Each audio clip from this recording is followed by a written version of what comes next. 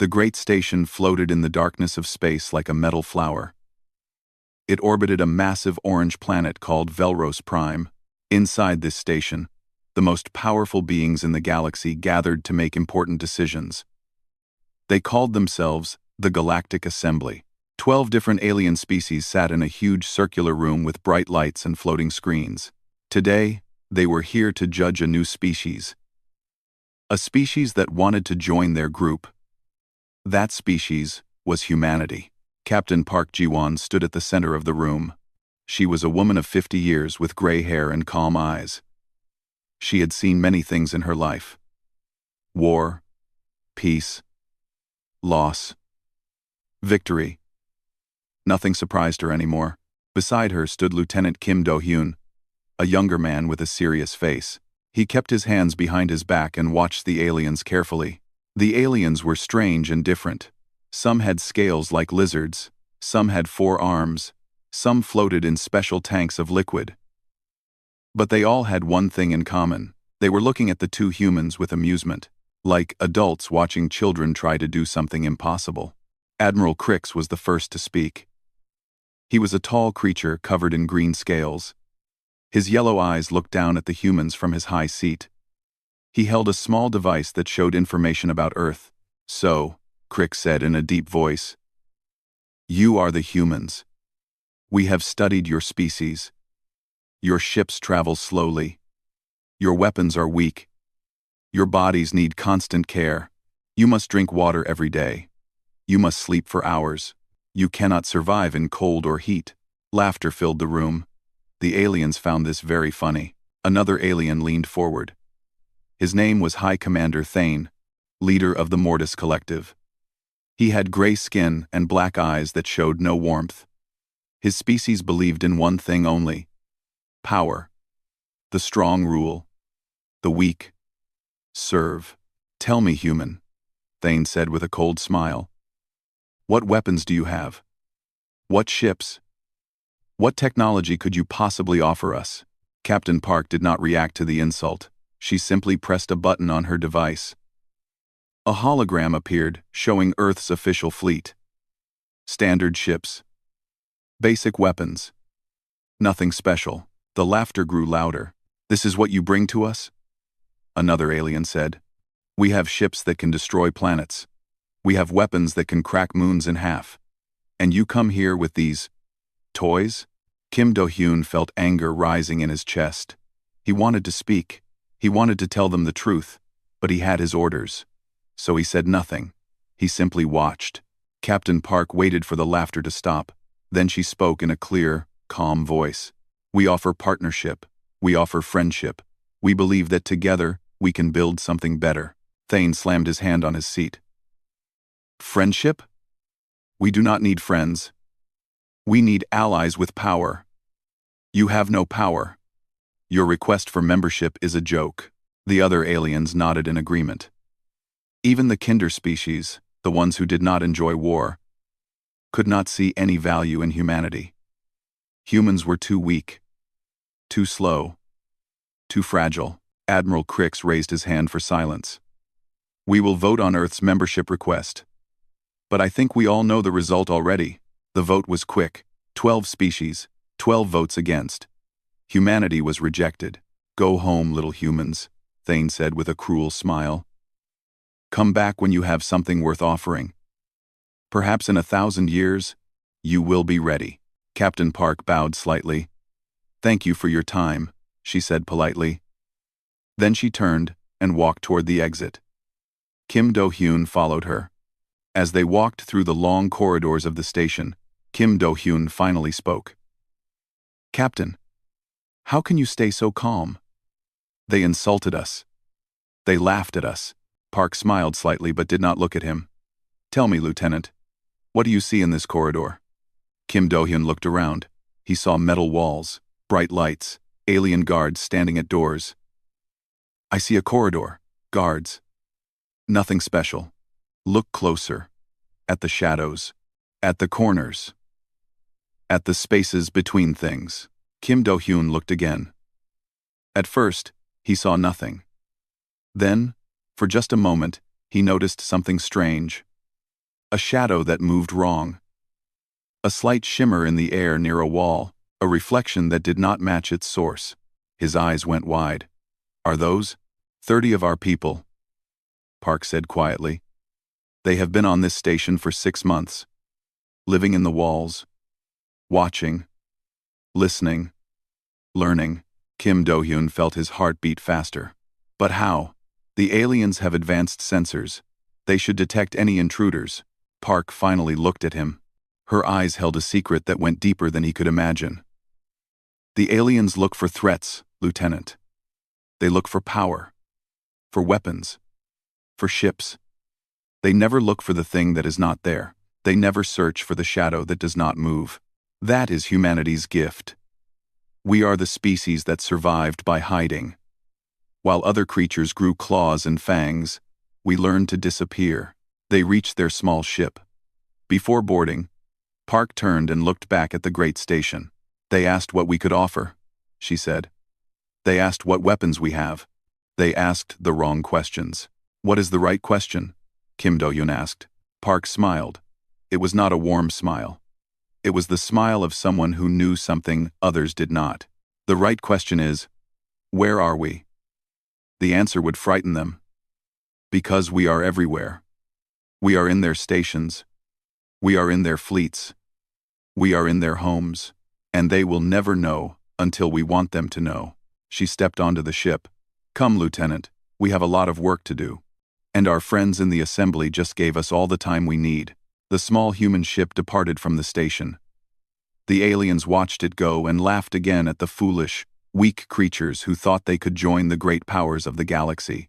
They never noticed the ghost ships following their own fleets home. They never saw the invisible eyes watching from the dark. They never knew that humanity was already there. 6 months after the assembly rejected humanity, war came to the galaxy. But it was not a war against Earth. It was a war against the weak. The Mortis Collective moved their fleets across the stars. Their target was a peaceful species called the Orani. The Orani were gentle beings. They had soft blue skin and large, kind eyes. They did not believe in violence. They had no weapons. They had no army. They simply wanted to live in peace and study the universe. High Commander Thane saw them as easy prey. His warships surrounded their home planet. His soldiers landed on their cities. The Orani sent messages to the Galactic Assembly begging for help. They reminded the Assembly of its laws. No member could attack another member without reason. The Mortis were breaking the rules. The Assembly did nothing. Admiral Crix spoke for the Velerans. The Orani have no resources we need. Their planet has no value. This is not our concern. Other species agreed. The strong did not protect the weak. That was the way of the galaxy. The Orani were conquered in 3 days. Those who survived became slaves. On Earth, in a building hidden deep underground, Fleet Commander Yoon Tae-hee watched everything happen on her screens. She was a woman with sharp eyes and quick thoughts. Nothing escaped her attention. Around her, hundreds of workers sat at computers, collecting information from across the galaxy. Chief Analyst Baek Sun-woo walked up to her with a tablet in his hand. He was a thin man with glasses who spent his life studying aliens. He knew their languages, their cultures, their secrets. The Mortis have completed their conquest, he said. The Orani leadership has been captured. Their people are being moved to work camps. Yoon nodded slowly. And the assembly? They issued a statement of concern. Nothing more. Yoon turned back to her screens. One showed a Mortis warship from the inside. Another showed Admiral Crix eating dinner in his private room. A third showed High Commander Thane meeting with his generals. All these images came from cameras so small they could not be seen. Cameras placed by human agents years ago. They think they rule the galaxy, Yoon said quietly. They have no idea how much we know. Baek pulled up more information. Our observation posts are working perfectly. We have teams on 47 alien worlds. Our drones have copied data from every major government. We know their secrets, their plans, their weaknesses, and they still think we are primitive. Baek smiled slightly. They tested our ships once. We showed them slow engines and basic weapons. They never thought to look deeper. They see what they expect to see.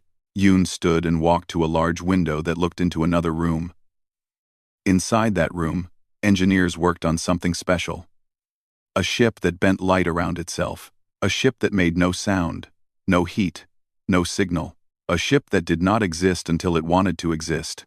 The aliens evolved differently than us, Yoon said. They became the hunters, the top predators of their worlds. They never learned to hide because they never needed to, but humans did, Bake added. Yes, for millions of years, we were prey.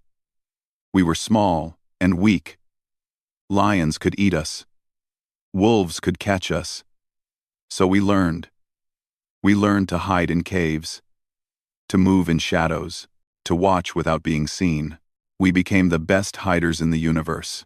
A message appeared on Yoon's screen. It was from Captain Park Ji-won, now returned to Earth after her public failure at the assembly. The message was simple. Phase 2 is ready. Yoon typed her reply. Begin.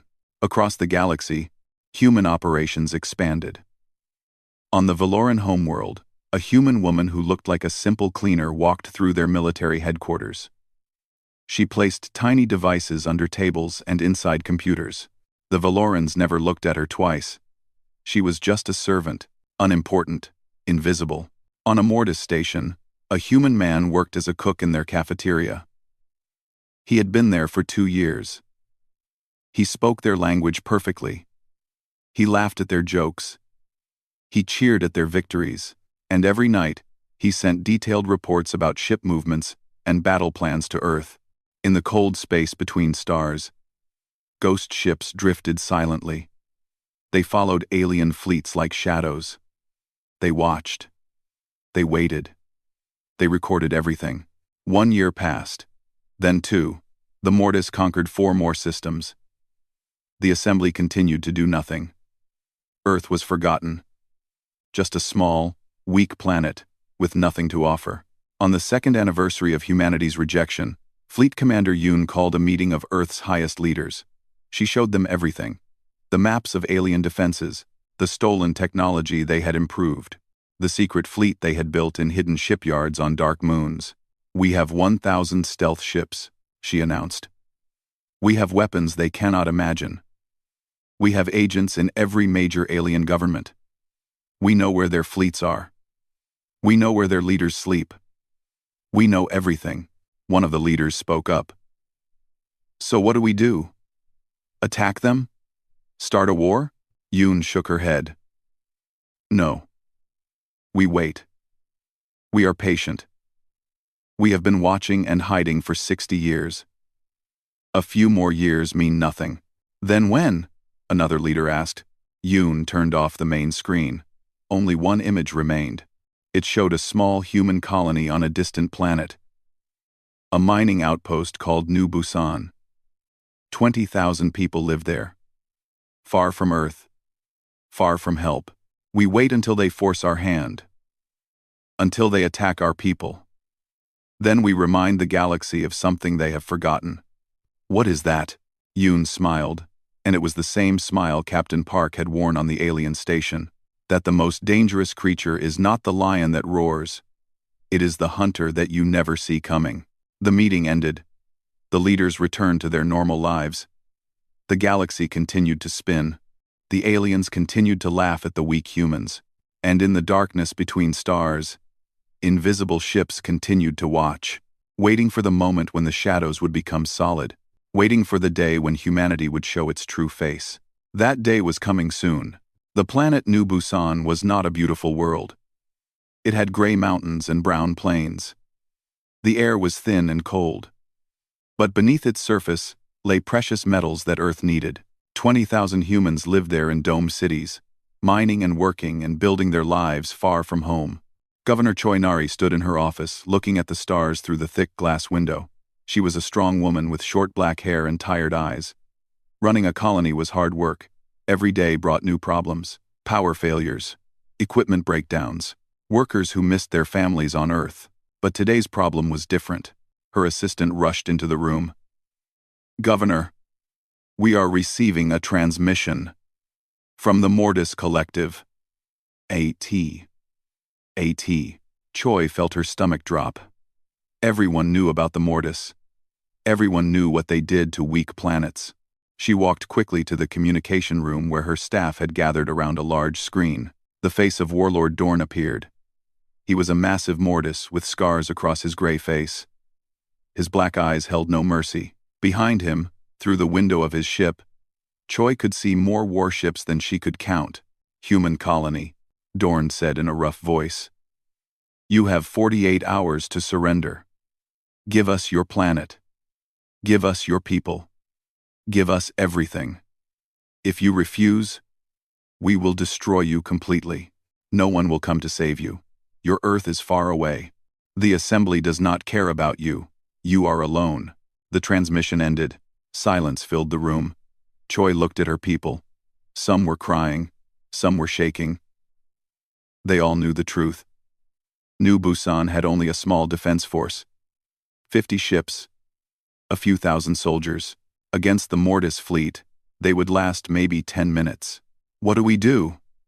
Her assistant whispered. Choi closed her eyes and took a deep breath. Then she walked to the communication panel and opened a channel to Earth. Fleet Commander Yoon Tae-hee answered immediately. Her face was calm, almost peaceful. Governor Choi, we have been watching the Mortis fleet for 3 days. We know they are coming. 3 days? Choi said with surprise. Why didn't you warn us? Because we needed them to come. We needed them to make this choice. Yoon leaned forward. Governor, I need you to trust me. Can you do that? Choi looked at her frightened staff. At the screens showing enemy warships approaching, at the countdown clock showing 47 hours remaining, do I have another choice? Yoon smiled. No. But you won't regret trusting us. Prepare your people. Stay in your shelters. And when the moment comes, watch the sky. The transmission ended. 48 hours passed slowly. The people of New Busan hid in underground shelters. Children held their parents' hands. Old people prayed to whatever gods they believed in. Everyone waited for death. Governor Choi stood in the command center with her small defense fleet on standby. She watched the Mortis Armada arrive. 300 warships filled the sky like angry metal clouds. They were beautiful in a terrible way. Each one was larger than 10 human ships combined. Warlord Dorn appeared on screen again. Your time is finished, humans. Surrender now or die. Choi's hands were shaking, but her voice was steady. I have a message for you, Warlord. From Earth. She pressed a button. Fleet Commander Yoon's face replaced hers on all screens. Broadcast on all frequencies so every alien ship could see and hear. Warlord Dorn. Yoon said calmly. You came here expecting easy prey. You thought humans were weak. You thought we were alone. You thought wrong. Dorn laughed. What can you do? Your fleet is on the other side of the galaxy. You cannot reach us in time. Who said anything about our fleet coming to you? Yoon's smile grew wider. You should have checked your blind spots, Warlord. We have been with you the entire time. Dorn frowned. What are you talking about? My sensors show nothing but empty space. Exactly, Yoon said. Empty space. Just like the space around your ships for the past 3 years. Just like the darkness where you never thought to look. She gave a single command. Uncloak. The sky above New Busan changed. What had been empty space suddenly rippled like water. Shadows became solid. Darkness became metal. Where there had been nothing, there was now everything. 1,000 human warships appeared around the Mortis fleet. They had been there all along. Following. Watching. Waiting. Some had traveled with the Mortis for months. Some had been hiding in this system for years. All of them were now visible. Their weapons pointed at the enemy. Governor Choi gasped. Her staff began to cry again, but now they were tears of joy and shock. Warlord Dorn's face went pale. His black eyes showed something no one had ever seen in a Mortis before. Fear. Impossible, he whispered. This is impossible. How? Our sensors are the best in the galaxy. We would have detected you. Vice Admiral Oh Junho appeared beside Yoon on the screen. He was a quiet man who preferred action over words. Your sensors look for heat, he said simply. Our ships make no heat. Your sensors look for signals. Our ships send no signals. Your sensors look for movement. Our ships move with you, matching your speed exactly. You cannot find what does not exist. Dorn tried to give orders. All ships, battle formation, target the human vessels. But it was too late. The human ships were already inside the Mortis formation. They were too close for the big alien weapons to target. They were everywhere. Oh, Junho spoke 2 words. Weapons free. The Battle of New Busan began. Human weapons fired. They were not the simple weapons Earth had shown the assembly years ago. These were weapons built in secret, weapons that used technology stolen from every species in the galaxy, improved and perfected by human engineers. Energy beams cut through Mortis shields like they were not there. Missiles that could think for themselves hunted down enemy ships. Electronic attacks turned the Mortis computers into confused garbage. The battle lasted 11 minutes. When it ended, 200 Mortis ships were destroyed. 100 more were disabled and drifting. Warlord Dorn's flagship was surrounded by human vessels, unable to move, unable to fight, unable to escape. Governor Choi watched in amazement as human soldiers boarded the enemy ship and captured the warlord who had threatened her world. On the surface of New Busan, people came out of their shelters and looked at the sky. They saw human ships flying in formation. They saw the burning remains of alien warships falling like shooting stars. They saw something they had never seen before. They saw humanity as a power in the galaxy. And across the stars, in assembly halls and alien governments, screens showed the same footage, the same impossible images, the same terrifying truth. The weak humans had a fleet. The primitive humans had weapons. The foolish humans had been watching them all along, and no one had ever known. The news of New Busan spread across the galaxy like fire. Every species heard the story. Every leader watched the recordings. 300 Mortis warships destroyed or captured by a fleet that appeared from nothing. A fleet that no sensor had detected. A fleet made of shadows. High Commander Thane stood in his war room on the Mortis homeworld. His generals surrounded him, all of them afraid to speak. The defeat was not just a military loss. It was an embarrassment. The mighty Mortis had been beaten by the species they called weak. Find them, Thane ordered. His voice was cold and dangerous. Find every human ship. Find every human spy. Find them and destroy them. His generals rushed to obey. They activated every sensor on every planet. They searched every ship. They checked every station. They found nothing, but the humans found them. Agent Shin Bora had lived on the Mortis homeworld for 2 years. She worked as a cleaner in the main military command center. Every day, she mopped floors and emptied trash bins. Every day, the Mortis soldiers walked past her without a second look. She was just a servant, not worth their attention. But Shinbora was not a cleaner. She was one of Earth's best agents. She spoke 12 alien languages. She could break any computer security. She had killed enemies with her bare hands. Now, as Thane's generals searched for invisible threats, she walked calmly to the main computer room. The guards let her pass. They had seen her 1,000 times before. She was nobody. Inside the room, she placed a small device on the central computer. It took only seconds. Then she continued cleaning, as if nothing had happened. 3 hours later, every secret the Mortis Collective had ever kept was transmitted to Earth. Ship locations, attack plans, hidden weapons, secret alliances, everything. Fleet Commander Yoon received the data in her underground command center. She smiled and forwarded it to every news network in the galaxy. Within hours, the Assembly knew exactly what the Mortis had been planning: secret invasions, assassinations, crimes that broke every law. But humanity was not finished. Commander Han Johan led a squadron of 20 ghost ships. They had been inside Velaran space for 18 months, drifting silently among the alien fleet. The Velarans never saw them. Their advanced sensors detected nothing unusual. Now, Han received his orders. He activated his communications system and sent a message directly to Admiral Crix's personal computer. The message said, "Look out your window." Admiral Crix was in his quarters when the message arrived. He frowned and walked to his window, expecting to see the normal view of his fleet. Instead, he saw 20 human ships floating peacefully beside his own vessels.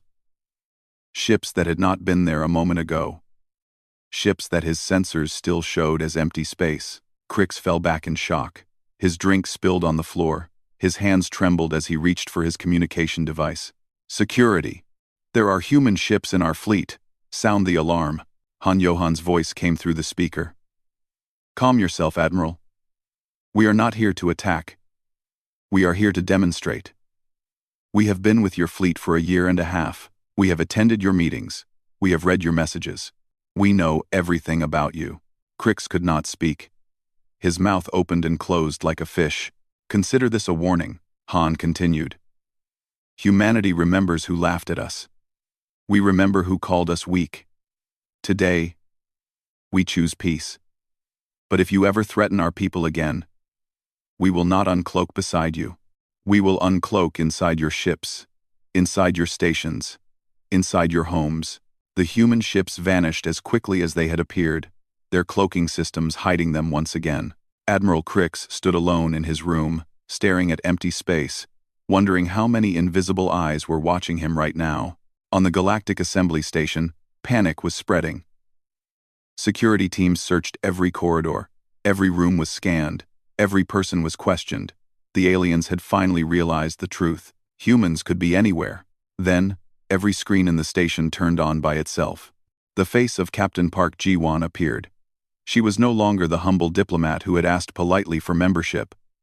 Now she wore a military uniform with many medals. Behind her stood dozens of human soldiers in full combat gear. "Members of the Galactic Assembly," Park said calmly. "We meet again." High Commander Thane's voice came through the speakers. "Where are you? How are you broadcasting from our station?" Park smiled. "I am in your station, Commander. I have been here for 3 hours. My soldiers have been here longer. We walked through your security like it did not exist." Thane screamed orders at his guards. "Find them. Find them now." "That would be difficult," Park replied. "We are currently standing in your main power room, in your communication center, in your weapon control room, in your air supply room. We control everything important in this station." The screen showed images from security cameras. Human soldiers stood in every critical location, weapons ready. They had appeared from nowhere, like ghosts becoming real. "You laughed at us," Park continued. Her voice was not angry. It was worse than angry.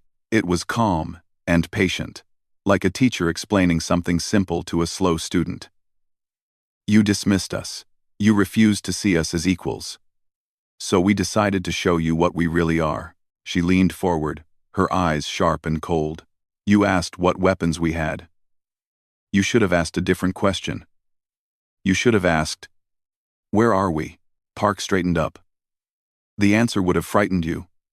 Because we are everywhere. We have been everywhere for decades. We learned your secrets while you laughed. We built our power while you ignored us. We watched and waited while you thought you ruled the galaxy." Admiral Crix's face appeared on a small screen. He looked tired and afraid. "What do you want?" "Justice," Park said simply. "The Mortis Collective has broken every law of the Assembly. They have conquered innocent peoples. They have enslaved entire planets. Warlord Dorn will stand trial for his crimes, and the Assembly will finally recognize humanity as an equal member." "And if we refuse?" Thane asked through gritted teeth. Park's smile faded. "Commander, my soldiers control your station's life support. I have ships hidden in every major system in the galaxy. I have agents in every government. Do you really want to test what happens if you refuse?" Silence filled the assembly chamber. The aliens looked at each other with fear and uncertainty. For the first time in their history, they were not the most powerful beings in the room. Finally, Admiral Crix spoke. His voice was quiet and defeated. "What are your terms?" Park nodded. "First, The Mortis will withdraw from all conquered territories. Second, all enslaved peoples will be freed. Third, Warlord Dorn and his generals will face justice. Fourth, humanity will be accepted as a full member of the Assembly, with all rights and privileges. She paused. Fifth, you will remember this day. You will remember that the species you called weak was always strong. You will remember that the species you could not see was always there, and you will never make the mistake of underestimating us again. One by one, the Assembly members agreed to her terms. They had no other choice. In the darkness of space, invisible ships watched, silent agents waited, and humanity took its place among the stars, not as the weak species that begged for acceptance, but as the shadow that had always been there. 1 year had passed since the day humanity revealed itself to the galaxy. 1 year of change. 1 year of a new order. Warlord Dorn stood in chains before the Galactic Tribunal. His trial had lasted 3 months. Witnesses from a dozen conquered worlds had spoken against him. Survivors told stories of horror and cruelty. Recordings showed his crimes for all to see. The human judge, an old man named Prosecutor Quan Min Su, read the verdict in a clear voice. Warlord Dorn of the Mortis Collective, you are found guilty of war crimes, genocide, and crimes against sentient beings. You are sentenced to spend the rest of your life in prison, so that you may reflect on the suffering you caused. Dorn said nothing. His black eyes stared at the floor. The mighty warlord who had threatened planets was now just a broken creature waiting for his cell. The Mortis Collective had changed too. Without their aggressive leadership, the younger generation chose a different path. They released their slaves. They returned conquered territories. They began paying for the damage they had caused. It would take generations to fix everything. But they had started. The Orani, the gentle blue-skinned people who had been conquered first, were free again. They returned to their homeworld and began rebuilding. When human ships arrived with supplies and help, the Orani wept with gratitude. They had not asked for rescue. Humanity had simply come. On the assembly station, a new session began. The circular room looked the same as before, but the feeling was completely different. The aliens no longer sat with arrogance and pride. They sat with respect and caution. They had learned an important lesson.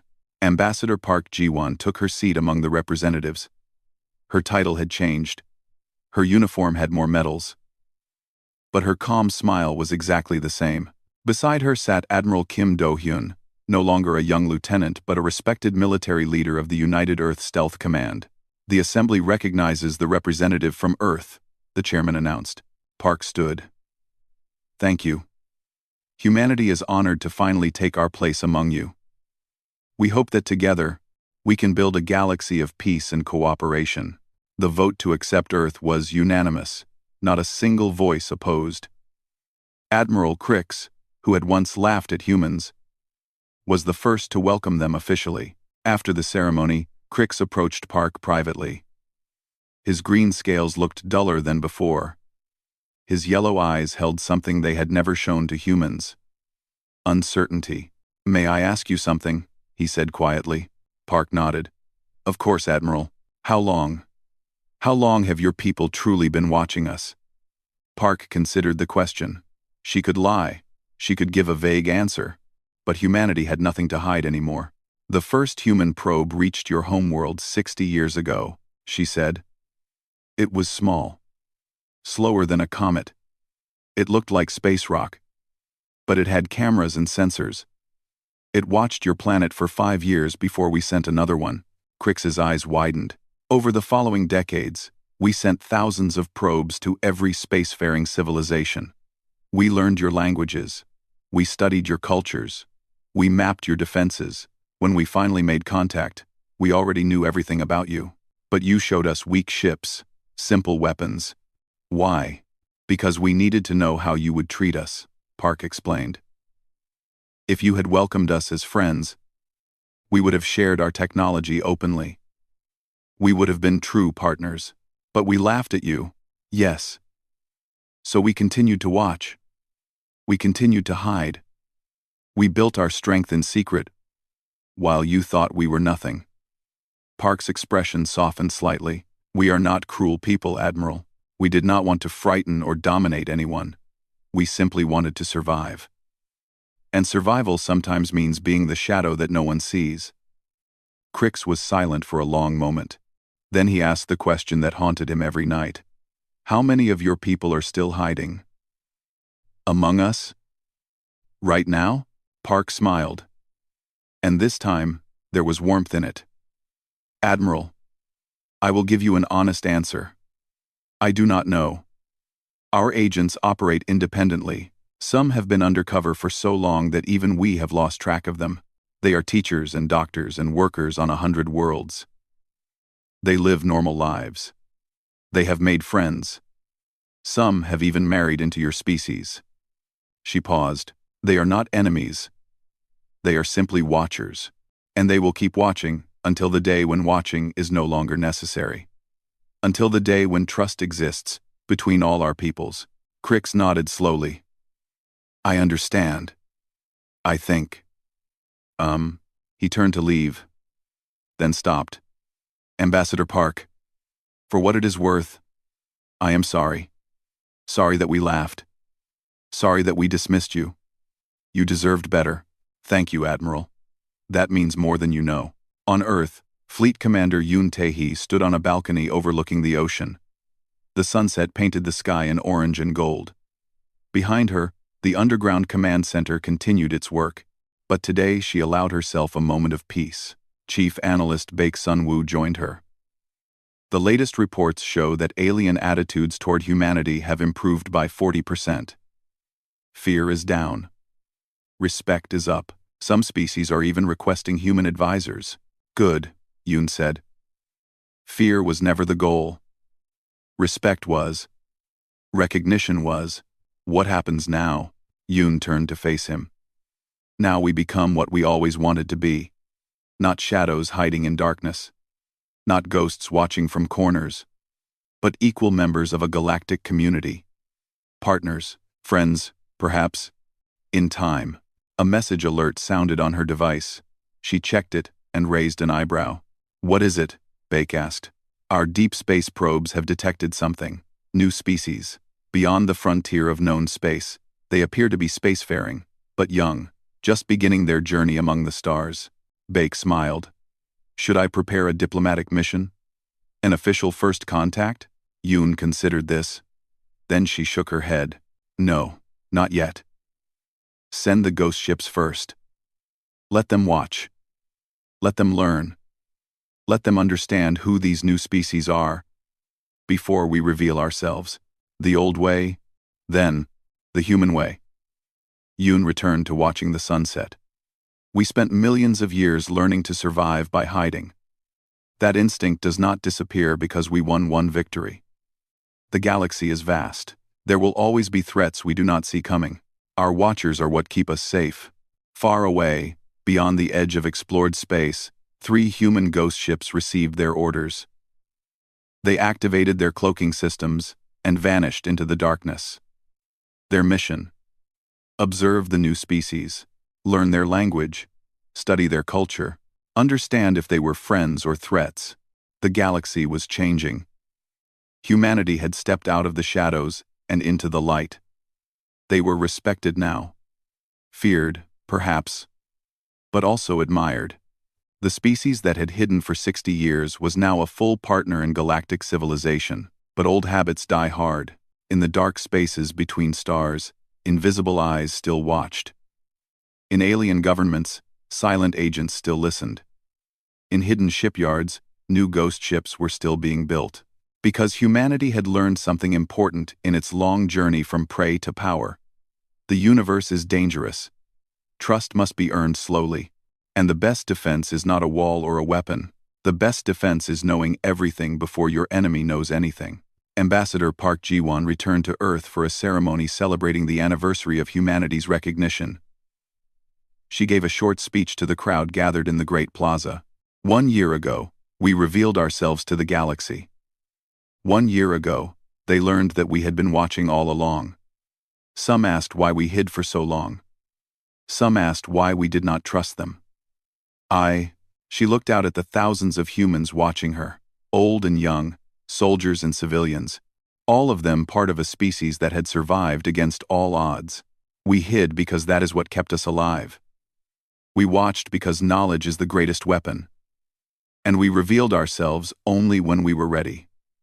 Only when we were strong. Only when we were strong. She smiled, but hiding was never our destiny. We hid so that one day we could step into the light. We watched so that one day we could understand. We waited so that one day we could belong. Create. She raised her hand toward the stars. That day has come. Humanity is no longer alone in the darkness. We are part of something greater now. And while we will always remember how to hide, we will also learn how to shine. The crowd cheered. Ships flew overhead in formation. Somewhere among them, a ghost ship flew invisible and undetected, just in case, because humans never forgot the old lessons, and in the endless dark between the stars, humanity's invisible eyes would keep watching forever, not as enemies, not as conquerors, but as guardians of a peace that had been won through patience, wisdom, and the simple art of not being seen.